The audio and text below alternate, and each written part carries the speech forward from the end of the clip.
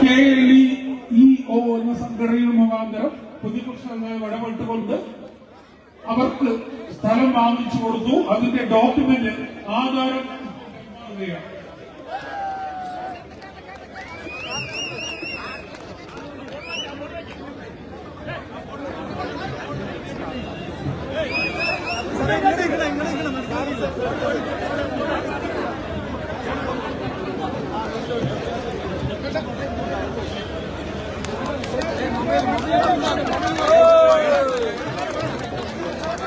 സർക്കാരിന്റെ അനാസ്ഥ കൊണ്ട്, ചികിത്സാ പിഴവ് കൊണ്ട് നമ്മുടെ പൊന്നുമോൾക്ക് ഒരു കൈക്ക് ചെറിയ ബുദ്ധിമുട്ട് വന്നപ്പോ കേരളം ഇത് 1000 കൈകൾ കൊണ്ട് ആ പൊന്നുമോളെ ചേർത്ത് പിടിക്കുകയാണ്.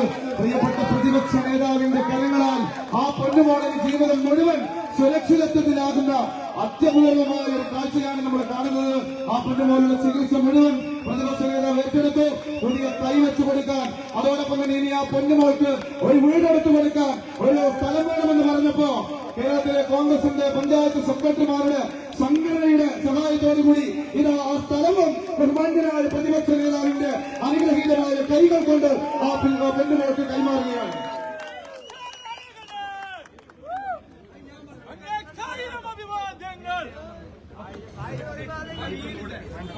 അവൾക്കൊപ്പം, അതിജീവിതക്കൊപ്പം, വിനോദിനിക്കൊപ്പം പാലക്കാട്ടെ 9 വയസ്സുകാരി ആ കുരുന്നിനൊപ്പം ഒരു സ്ത്രീ സംരക്ഷകരെയും ഒരു ഹോൾസെയിൽ തന്തമാരെയും ഒരു ഹോൾസെയിൽ തള്ളമാരെയും എവിടെയും കണ്ടില്ല.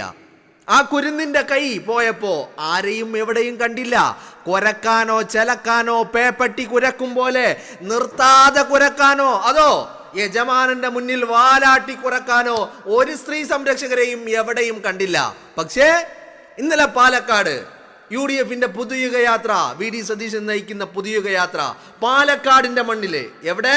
പാലക്കാടിന്റെ മണ്ണില്, രാഹുലിന്റെ തട്ടകത്തില്, ആ പാലക്കാടിന്റെ മണ്ണില് അവിടെ എത്തിയപ്പോ ആ പുതുയുഗയാത്ര യഥാർത്ഥത്തിൽ അതിജീവിതക്കൊപ്പം, യഥാർത്ഥത്തിൽ അവൾക്കൊപ്പം, ക്രൂരത നേരിട്ട, അക്രമം നേരിട്ട വിനോദിനിക്കൊപ്പമായിരുന്നു എല്ലാ അർത്ഥത്തിലും. ആ പൊന്നുമോൾക്ക് ഒരു കൃത്രിമ കൈ, മനുഷ്യനെ കൊണ്ട് ചെയ്യാൻ കഴിയുന്നതിൻ്റെ അതിൻ്റെ മാക്സിമം എന്ന് തന്നെ നമുക്ക് പറയാം, ഒരു കൃത്രിമ കൈ ആ വിനോദിനിക്ക് തയ്യാറായി കഴിഞ്ഞു. അത് കഴിഞ്ഞ ദിവസം പ്രതിപക്ഷ നേതാവ് VD സതീശൻ്റെ ആ ഒരു വലിയ സഹായത്തിൻ്റെ ഭാഗമായിട്ട് ഇതാണ് അവൾക്കൊപ്പം, ഇതാണ് അതിജീവിതക്കൊപ്പം. കാണേണ്ടവർക്ക് കൺ തുറന്ന് കാണാം, മെഴുകുതിരി കത്തിക്കലല്ല, അല്ലെങ്കിൽ അവൾക്കൊപ്പം എന്ന് ഹാഷ്ടാഗ് ഇടലല്ല, അല്ലെങ്കിൽ അവൾക്കൊപ്പം എന്ന് പറഞ്ഞുകൊണ്ട് നിന്നുകൊണ്ട് അവൾക്കെതിരായ പ്രവർത്തനങ്ങൾ നടത്തുകയല്ല, അല്ലെങ്കിൽ അവളുമാരെ ഇങ്ങനെ സെലക്ട് ചെയ്ത് കുറേ എണ്ണത്തിൽ നിന്ന് ഇങ്ങനെ തങ്ങളുടെ ഇഷ്ടപ്രകാരം, തങ്ങളുടെ താല്പര്യപ്രകാരം, തങ്ങളുടെ ഇൻട്രസ്റ്റ് പ്രകാരം ഓരോരുത്തരെ പിക്ക് ചെയ്തെടുക്കുന്ന ഏർപ്പാടല്ല. ഇതാണ് അവൾക്കൊപ്പം എന്ന് പറയുന്നത്. എന്ന് പറഞ്ഞാൽ അവൾക്കൊപ്പം എന്ന് പറയുന്നത് അവൾക്കൊപ്പമാവുക എല്ലാ അർത്ഥത്തിലും. വിനോദിനിക്ക് കൈ നഷ്ടമായി, വിനോദിനിക്ക് കൈ കൃത്രിമ കൈയാണെങ്കിലും ഒരു സഹായകരമാകുന്ന അവസ്ഥയിലേക്ക് കാര്യങ്ങൾ കൊണ്ടു ചെന്നെത്തിച്ചു. ഇപ്പോഴിതാ വിനോദിനിക്ക് കയറിക്കിടക്കാൻ ഒരു സ്വപ്ന ഭവനം തയ്യാറാകുന്നു. ഭൂമി രജിസ്ട്രേഷൻ കഴിഞ്ഞു. അതിൻ്റെ പേപ്പറുകൾ, അതിൻ്റെ ആധാരം വിനോദിനിയുടെ കുടുംബത്തിന്റെ കൈകളിലേക്ക് വെച്ചു കൊടുക്കുകയാ. ഇതാണ് അവൾക്കൊപ്പം.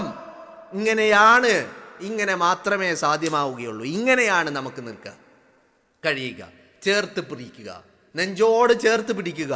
അതല്ലാതെ നാവ് കൊണ്ട് പറയുന്നതൊന്നും പ്രവൃത്തി കൊണ്ട് ചെയ്യുന്നത് മറ്റൊന്നും. അവൾക്കൊപ്പം എന്ന് KSRTC ബസിന്റെ പിറകില്, അതല്ലെങ്കിൽ ഹോർഡിങ്സുകളായിട്ട്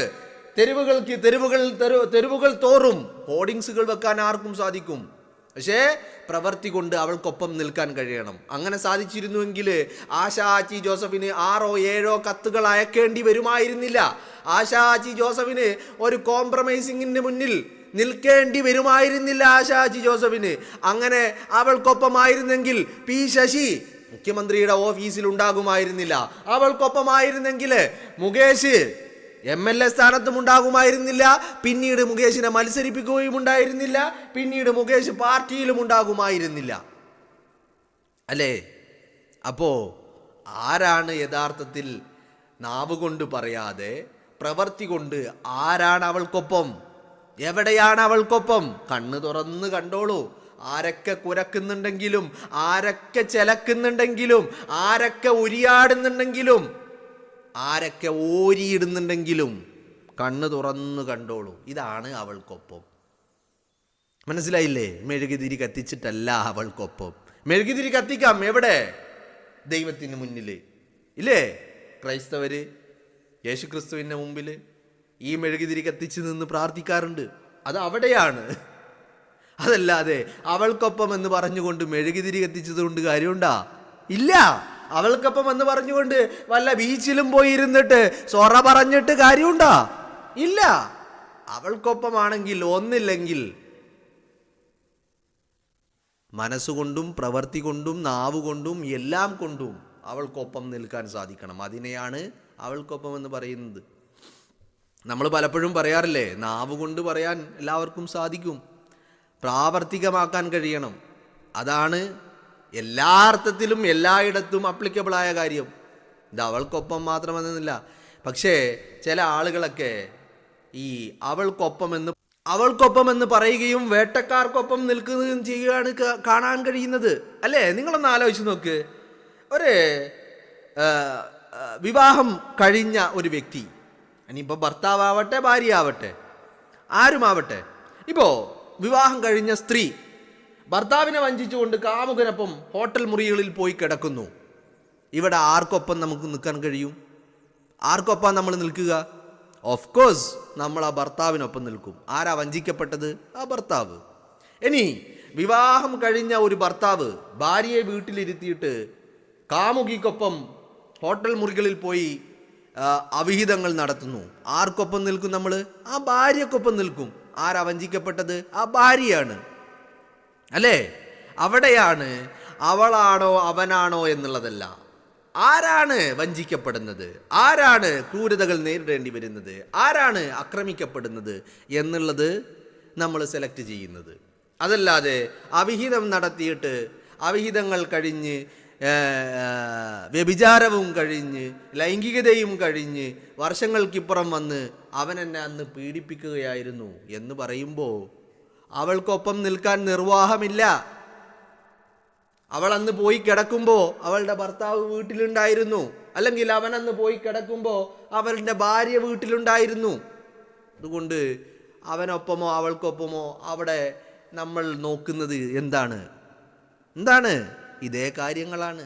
അപ്പോൾ ഞാൻ പറഞ്ഞു വന്നത്, ഈ അവൾക്കൊപ്പം അവൻക്കൊപ്പം എന്നൊക്കെ പറഞ്ഞ് ഇരട്ടത്താപ്പിൻ്റെ നിലപാടുകൾ എടുക്കുന്ന പല ആളുകളും നമ്മുടെ സമൂഹത്തിൽ, ഞങ്ങളാണ് സംരക്ഷകർ, ഞങ്ങളാണ് സ്ത്രീ സംരക്ഷകർ എന്നൊക്കെ പറഞ്ഞ് നടക്കുന്ന ഹോൾസെയിൽ തന്തമാർ കുറേ എണ്ണമുണ്ട്, ഹോൾസെയിൽ തള്ളമാർ കുറേ എണ്ണമുണ്ട്, ഹോൾസെയിൽ പുട്ടിച്ചേച്ചിമാർ കുറേയുണ്ട്.